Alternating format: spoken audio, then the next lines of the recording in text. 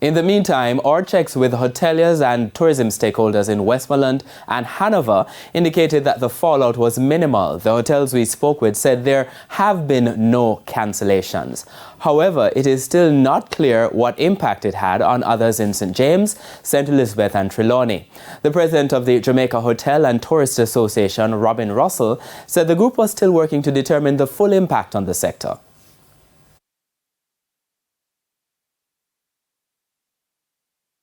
We're still trying to get the information as to how long the airport will be down so that we can make arrangements. But I know that right now some flights were diverted to Kingston, and the ground transportation, JTB, and all the other personnel that would be involved in trying to get these people down have been mobilized.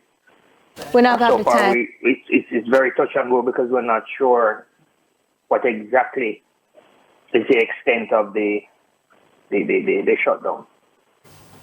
Okay. Have you heard about any cancellations so far?